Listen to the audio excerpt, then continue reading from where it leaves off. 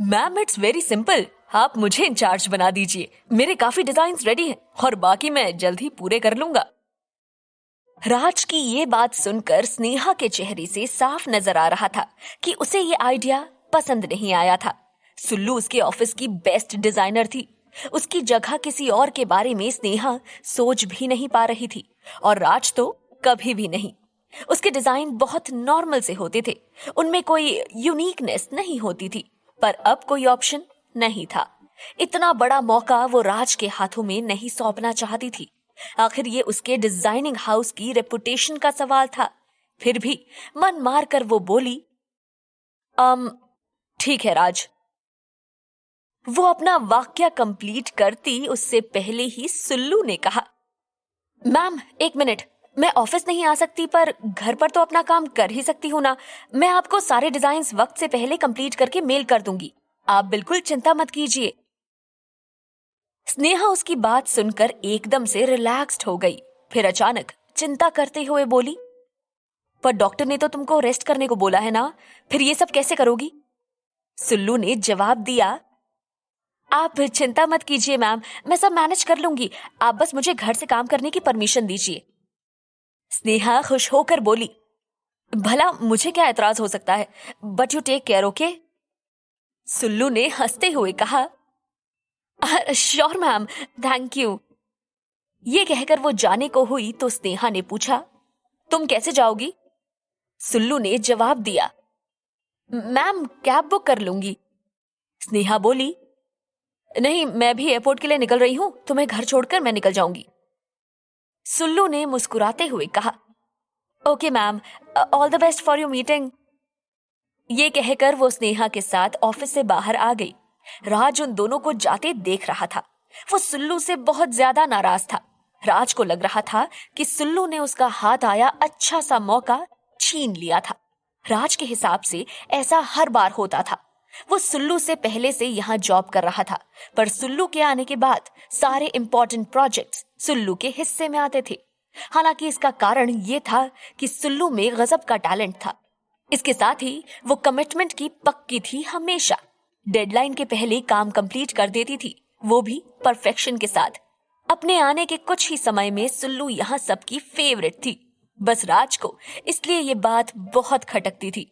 वो कोई भी मौका नहीं छोड़ता था उसकी गलती निकालने का या उसे नीचा दिखाने का। खैर, अभी वो मन ही मन कुड़ने के अलावा कुछ भी नहीं कर सकता था। कुछ ही देर में स्नेहा ने सुल्लू को उसके घर के सामने छोड़ा। घर पर सभी ने सुल्लू को इस हाल में देखा तो बहुत डर गए। मम्मी और पापा दौड़कर उसके पास आए। पापा ने उसे सहारा देकर अंदर लाते हुए पूछा, ये सब कैसे हुआ बेटा, तुम ठीक तो हो? इतनी सारी चोट कैसे लगी? सुल्लू मम्मी और पापा के चेहरे पर चिंता साफ देख सकती थी। मम्मी की आंखों में तो आंसू ही आ गए थे। वो बोली, अरे चिंता मत कीजिए, छोटा सा एक्सीडेंट हो गया बस, और कुछ नहीं।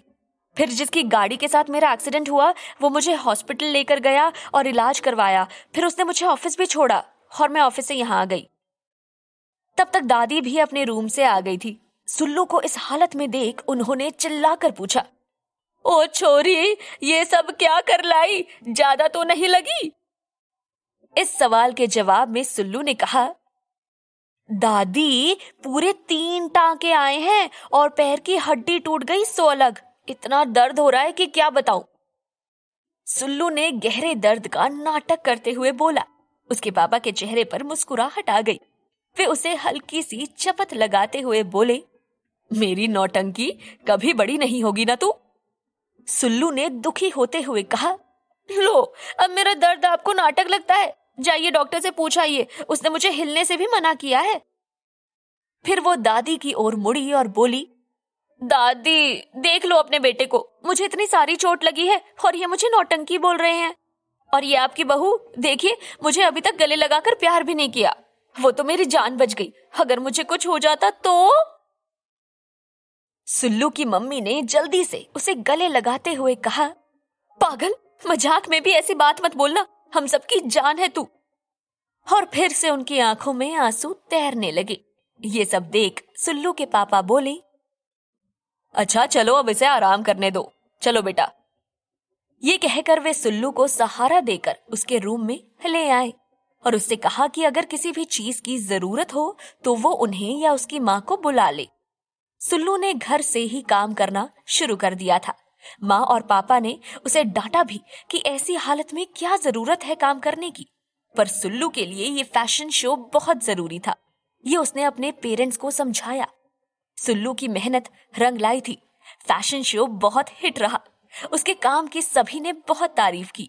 यही नहीं, उसके कारण स्नेहा के फैशन हाउस को एक बड़ी क्लोथिंग कंपनी की तरफ से बहुत बड़ा ऑर्डर भी मिला था उनके अपकमिंग ड्रेस डिजाइन करने का।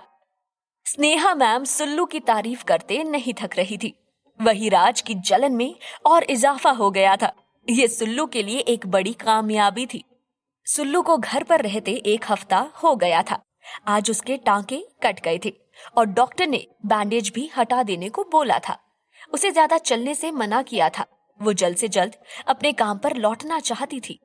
आज पूरे 10 दिन के बाद वो काम पर वापस आई थी। सभी बहुत खुश थे। सबने तालियां बजाकर उसका स्वागत किया। इसके 2 कारण थे। एक तो सभी सुल्लू को बहुत मिस कर रहे थे। दूसरा, उसकी वजह से उनका फैशन शो शहर का सबसे हिट शो रहा था और पूरे शहर में उसकी चर्चा हो रही थी। सुल्लू भी बहुत खुश थी अपने काम पर लौटने से। वो फिर से दिल लगाकर अपने अगले प्रोजेक्ट के लिए जुट गई थी। अभय भी इन दिनों अपने काम में बहुत बिजी था। आजकल लगभग रोज ही उसे घर आने में देर हो जाती है। आज भी वो रात के लगभग 9:30 बजे घर पहुंचा। उसने देखा सभी खाने के लिए उसका वेट कर रहे थे। वो थोड़ा शर्मिंदा हो गया क्योंकि उसकी वजह से सभी ने अब तक खाना नहीं खाया था। एक्चुअली उसकी मम्मी नीलम, उन्होंने बरसों पहले ये रूल बनाया था कि डिनर पूरा परिवार साथ ही करेगा। तब से अब तक उसके घर में ये रूल फॉलो हो रहा था। हालांकि अभय कितनी बार सबको ये समझा चुका है कि अब उसे काम की वजह से ज्यादा लेट हो जाए तो सभी खाना खा लिया करे। आज भी सभी उसका वेट कर रहे थे। अभय ने जल्दी से नहाकर फ्रेश होकर खाने की टेबल पर वो आ गया। नीलम ने खाना परोसते हुए उससे पूछा, चुन्नू, तुम्हारे ये काम और कितने दिनों तक ऐसे ही चलेगा? बस मम्मा, कुछ दिन और, अभय ने जवाब दिया। अभय के पापा विशाल जी बहुत चुप बैठे खा रहे थे और ऐसे दिख रहे थे मानो कुछ सोच रहे हो। नीलम ने उनसे कहा, कहाँ खो गए आप? कोई टेंशन है क्या?